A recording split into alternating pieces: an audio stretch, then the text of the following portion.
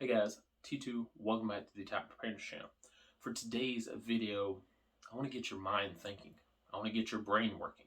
Because today we are discussing what are you going to do when a stranger shows up on your property asking you for food after an event has occurred.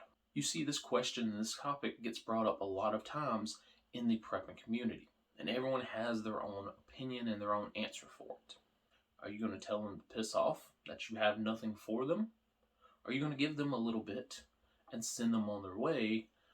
Or are you going to shoot first and ask questions later? This topic is a very common thing that could occur after some big event has happened. Whether that event is a 10-day snowstorm down in Texas or whether that's an EMP. It is when these people show up. Not if they are going to show up, but when. And so for this video, I'm going to talk a little bit, and then I'm going to give you guys 3 scenarios. And for those scenarios, I want your opinion down in the comment section. A, B, and C. What are you going to do with A? What are you going to do in scenario B? Scenario C. So the topic of strangers on your property after an event has occurred. There's normally 3 sides to this. The first side is to tell those people to piss off. Say, hey, listen, I have nothing for you. I might own this big farm, but everything that I have is for me and my family. Go screw off. Be somewhere else. In the middle, you have the people who are willing to help out, to lend a helping hand. They might give out a pound of rice, maybe a pound of beans, or something that they can afford to lose. Then over here on this side, you have the shoot first and ask questions later type of people. So in this scenario, who's right? A, B, or C. Each one has their pros and each one has their cons. So for the rest of this video, the entire scenario is that you have a 5-acre piece of land about 15 minutes away from the city. It's not secluded by any means, but it's kind of by itself. 5 acres fenced in. The scenarios are going to play out based on that. So let's examine these 3 camps of people with that idea in mind. 5-acre farm, a couple miles outside of town, the entire area is fenced in, your house is in the center. So to tell them to piss off people. Someone walks up to your fence, hey man, can I have some food? The first group of people is going to tell them to piss off. We have nothing for you. We have nothing that we can give to you. You should have been more prepared. You should have been prepping for the last 10 to 15 years like I have. Now the pros with that is that whatever you have is yours. If you own 100 pounds of rice, it is yours. You're not having to share it with anyone. You're not having to split it between more people showing up. What you have is yours. One of the biggest cons is you never know who you're talking to. This man that you just told to piss off and you have nothing for him, he could have an entire army sitting over the hill, and when you told him no, he's fixing to invade you. Or he could just be a loner. He could be a random person, a lone wolf by himself. Again, you have no clue who you're talking to. And you have no clue his intentions are. Now again, it keeps you safe because you're not passing the food out to every random stranger that shows up. Now let's move on to the middle.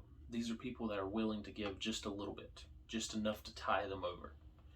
A pound of rice, maybe a pound of beans, a few eggs from the chickens, maybe some produce from the garden.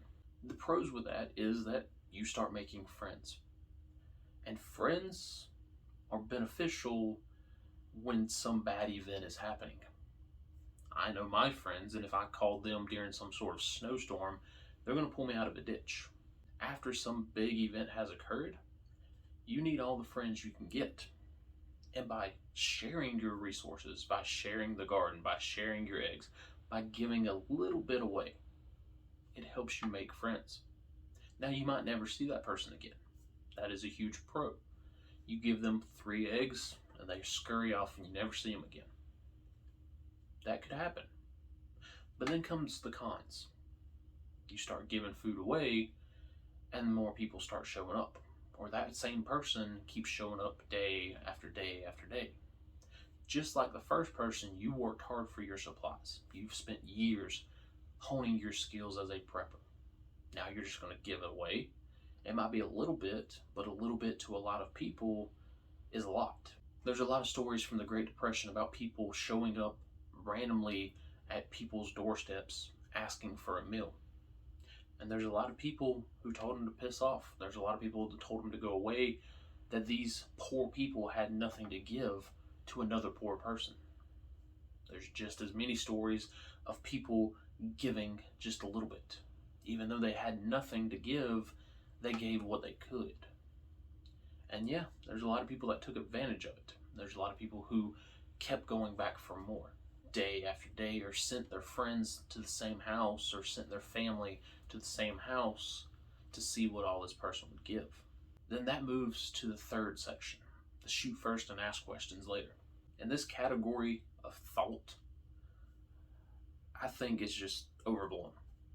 Because I've said it before and I'll say it again, most of us are not murderous psychopaths. I mean, if we have the inkling to kill our neighbor, hell, you're probably going to go do it. You're not going to wait for something bad to happen. Most of us are not this person. Now, push come to shove, self-defense, defense of others, defense of personal property, maybe. But as of right now, probably not. You see a man walking your fence, hey buddy, can I have some food? You give him a bullet. So the pros to that is, obviously, you don't have to share your food. So, I mean, there's that, which is a good thing, I guess. But then there's cons. Because that guy you just shot could have been a doctor. He could have been an EMT or a paramedic. He could have been a cop. He could have been military personnel. And you just shot him because he said hey to you. Not the best mentality of thinking. That's why I think this whole category of people play hards for the internet, but most of them work desk jobs. So let's run through 3 scenarios, and I want your opinions for these 3 scenarios based on the piss off people, the maybe give a little bit, or the shoot first and ask questions later. You are still in the same house on the outskirts of town.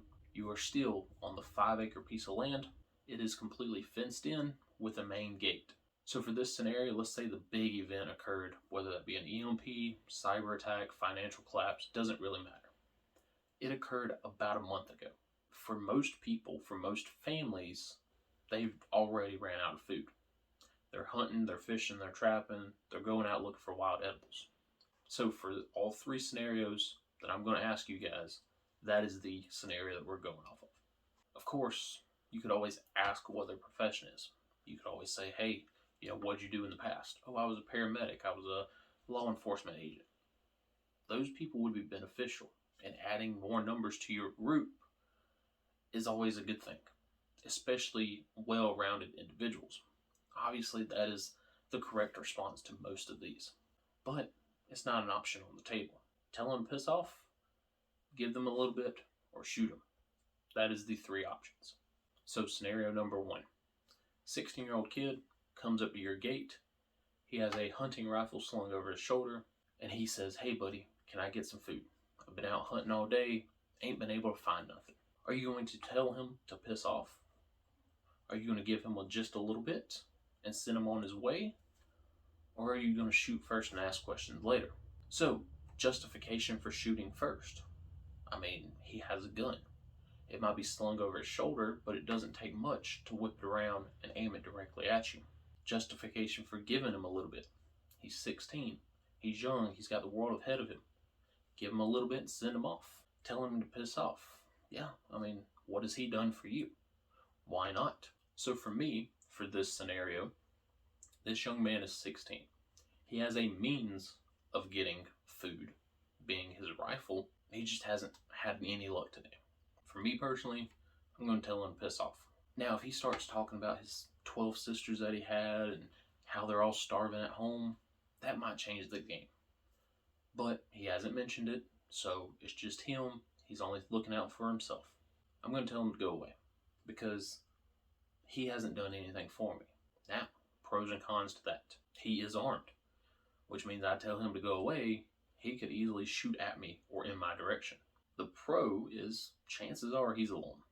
If he's 16, wandering by himself, out on a hunting expedition, he's probably by himself at least at that point in time.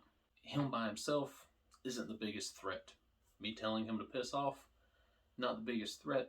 Tell him to go away. So again, your answers down below. Scenario number 1. Scenario number 2. 2 dads come walking up to the gate.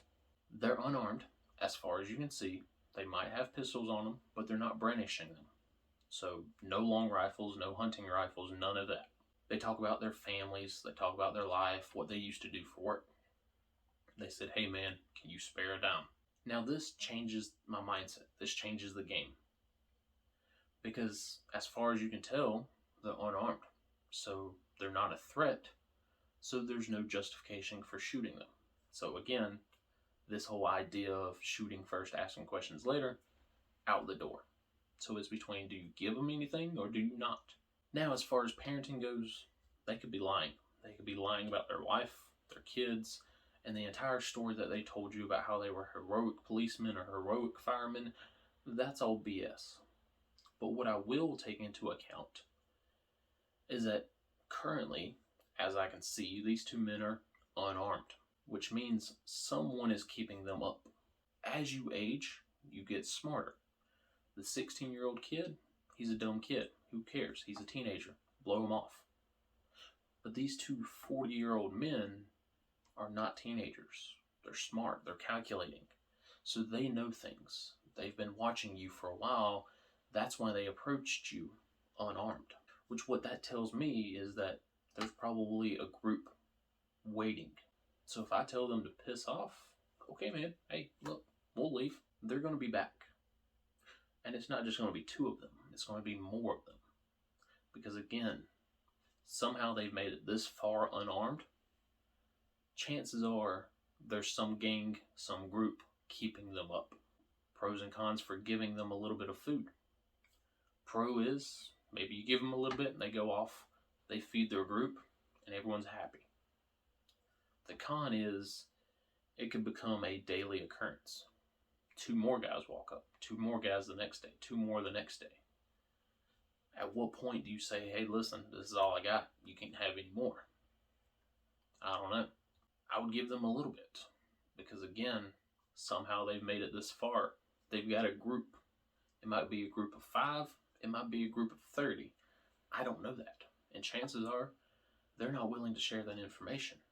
But I know in my head, someone is keeping them up. So I might give them a pound of rice, a pound of beans, and send them off their way. So, your response, scenario number 2, down in the comment section. Scenario number 3. A woman with 2 small children, let's say 5, maybe 6 years old, walks up to your gate and they say, hey, my children haven't eaten in days.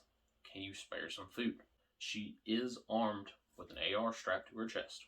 The children look dirty and they also look malnourished.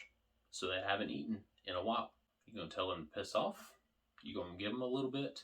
Or you going to shoot first and ask questions later? Children pull on heartstrings, and a lot of people know that. Now, children have been used by terrorists before as magnets for destruction. Over the last 20 years in Iraq, Afghanistan, children were used as IEDs. Terrorists know that. People know that. Children are a great way to attract someone to come closer, and then you do whatever damage you were going to do. So keep that in the back of your mind when dealing with children. Do you have justification to shoot her? Absolutely. She is armed. It's to her chest. It's low ready. Yeah, if you wanted to. But are you going to shoot 2 kids? Most people are going to say probably not. Now, there's some hardcore Harrys out here that think they will, but most people are probably not. So, you feed them, you don't feed them. Would I give them food? Yes, especially the children. If you can feed a starving child and make that child's day and make them smile, hey, you get brownie points whenever you die. Good on you. But what I would do, and this is me personally, is I would separate the mom and the child. Have someone talk to the children. Find out if that's really their mother. If it is, then hey, okay, I'm good with it. Because you have 2 children, you have a mother. They're all struggling. I get it. But if they're not, well, now you have a bigger problem. Because you could potentially have some sort of human trafficking situation going on. And this woman is using the children as bait get free food. You see this a lot during financial crises. You have actors, the children, who are being forced to go and beg for money, beg for food, because they know that most people are willing to give to children more than an adult. And people use children to get the sympathy. Now, if it is their mother, hey, I'm all for it. Feed them a little bit, maybe give her a little something for the road. If that's not their mother or their parental guardian at the time, tell her to piss off. But now you have 2 kids that you have to deal with. You can only intake so many kids. You can't become an orphanage yourself. So for this scenario, me personally, I give them a little bit of food. If it is their mother, then maybe feed her a little bit. If it's not, piss off, or, hey, there's always option 3. So, what are you going to do? Scenario 1, 16-year-old teenage kid with a gun. Scenario 2, 2 dads. Scenario 3, a woman with 2 children and an AR strapped to her chest. What are you going to do? Let me know down in the comment section below. I know this video is a little bit long, but hopefully it gets you thinking. Hopefully it asks you the questions that you haven't thought of. What are you going to do? Guys, if y'all like this type of content, let me know. I'll do more. That's all I got for today. D2 out.